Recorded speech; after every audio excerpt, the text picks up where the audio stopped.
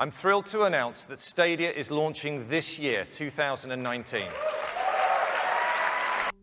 C'est maintenant officiel, Google se lance dans le cloud gaming.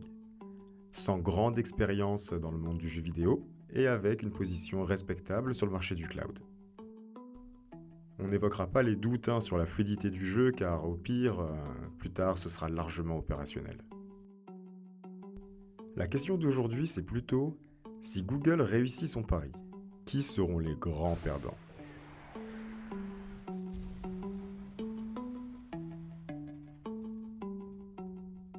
Depuis une dizaine d'années, une guerre s'étend sur la base d'un changement de paradigme. Le cloud.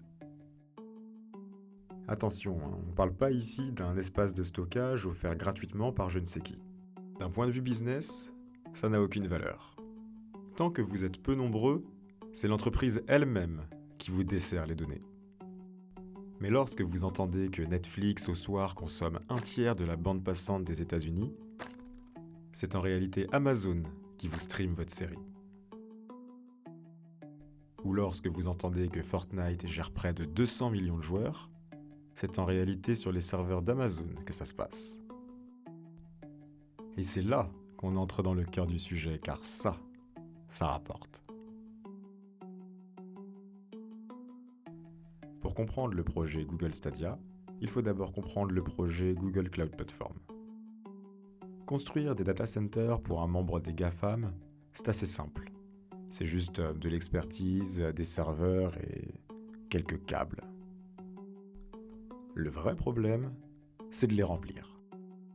C'est-à-dire faire en sorte que ces machines tournent pour quelqu'un. Quelqu'un qui paye.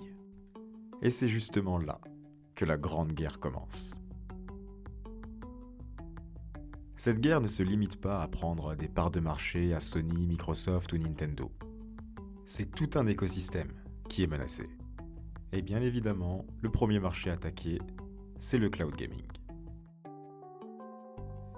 Estimé entre 350 et 800 millions de dollars par an, pour l'instant assez bien réparti entre ces différents acteurs, on peut s'attendre à ce que ce marché pèse plusieurs milliards de dollars dans les prochaines années. Il faut savoir que c'est un marché qui est extrêmement gourmand en ressources informatiques. En Occident, seules des sociétés comme Microsoft, Amazon ou Google ont la capacité technique et financière de mettre en place une telle infrastructure. Sony s'est d'ailleurs lancé dans un partenariat avec Microsoft pour pouvoir profiter de son infrastructure. Avec xCloud de Microsoft en octobre et Google Stadia en novembre, on peut partir du principe que la dizaine d'acteurs qui se partagent actuellement ce marché va avoir beaucoup de mal à grossir. Second marché, le game streaming. Encore une fois un nouveau marché, détenu majoritairement par Twitch et YouTube. Chiffre d'affaires encore difficile à estimer mais sans nul doute en constante croissance. Modèle économique complexe et encore en évolution basé sur les sponsors, la publicité et jusqu'à la moitié des revenus de souscription payante de streamers sur Twitch. Sous l'emblème de Stadia, YouTube pourrait devenir numéro 1 du game streaming en copiant-collant le business model de Twitch. Si Twitch, cette filiale d'Amazon, ne réagit pas en profitant des services d'AWS pour proposer du cloud gaming, ça risque d'être très difficile pour Twitch de conserver sa position dominante. Ensuite, les plateformes de jeux. Estimées entre 5 et 10 milliards de dollars par an, avec Steam prenant très largement la part du lion. Steam a su profiter de la consolidation d'Internet du début de la révolution des jeux en ligne à aujourd'hui. Mais contrairement à l'univers du streaming de séries, les exclus sont rares dans le monde des plateformes de jeux vidéo. À moins bien sûr que la plateforme en question et le studio de développement du jeu soient de la même maison mère. Donc a priori par exemple, tout jeu sur Steam mais non produit par Valve peut potentiellement être sur Stadia. En plus, les clients de plateformes comme Steam sont déjà habitués à acheter des jeux en copie digitale. Donc si l'expérience utilisateur de Google Stadia est bonne, Steam et les autres n'auront plus aucun avantage compétitif. Maintenant celui dont évidemment tout le monde parle, les consoles de salon. Marché oscillant entre 20 et 40 milliards de dollars par an, répartis entre 3 grands compétiteurs. PlayStation de Sony, Nintendo et Xbox de Microsoft. Sur ce marché, le changement de paradigme vient frapper très fort. Les lecteurs disques ont de moins en moins d'intérêt. Microsoft vient même tester le marché en lançant une nouvelle Xbox sans lecteur disque. Une sorte d'hybride entre le tout cloud du futur et les consoles actuelles. Les plus pessimistes parlent même de la mort des consoles à moyen ou long terme.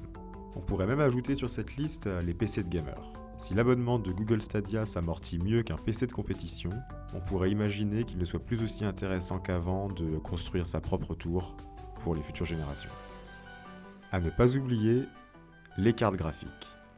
Marché estimé à plus de 15 milliards de dollars par an, avec deux grands acteurs, Nvidia et AMD. Le nerf de cette guerre, c'est les partenariats. AMD fournit Sony et Xbox, Nvidia fournit Nintendo. Stadia a déjà annoncé avoir choisi AMD pour ses microprocesseurs graphiques. Mais le problème, c'est que les plus grosses marges se font sur la vente de cartes graphiques en direct pour les PC customisés. Et avec la dématérialisation du jeu vidéo, bonne chance pour ne pas voir son chiffre d'affaires baisser. Et enfin, les magasins de jeux vidéo. Marché à faible marge pour moins de 10 milliards, restant encore aujourd'hui utile pour la vente de consoles neuves. Tenu principalement dans le monde par GameStop, qui détient d'ailleurs Micromania pour la France. Sur ce marché, c'est le coup de grâce. En perte constante depuis plus de 10 ans, ils font quasiment aucun bénéfice sur la vente de consoles, tentent de résister grâce aux jeux d'occasion, tandis que Le Bon Coin et Facebook Marketplace brisent leur dernier espoir en passant par Internet. Ils sont globalement en train de vivre ce que les disquaires ont vécu après l'essor du MP3. Les Micromania de France tentent par exemple de survivre dans la vente de produits dérivés du jeu vidéo. Même en n'ayant cité que quelques-unes, on voit quand même bien que ça peut faire pas mal de sociétés qui peuvent être touchées. N'hésitez pas à ajouter dans les commentaires quel marché j'aurais pu oublier, ou encore citer une société dont les jours sont comptés. Mais une chose reste sûre, le groupe Alphabet est observé de tous. Il est géant dans la grande guerre de la data et très présent dans la structure informatique. Son potentiel est infini. La grande disruption est peut-être même déjà en phase 2. Dans 10 ans, ça aura sûrement beaucoup moins de sens d'acheter un jeu CD, de la même façon que ça en a beaucoup moins aujourd'hui d'acheter un album physique. Mais ça, bien sûr, seul le temps nous le dira. Merci à tous.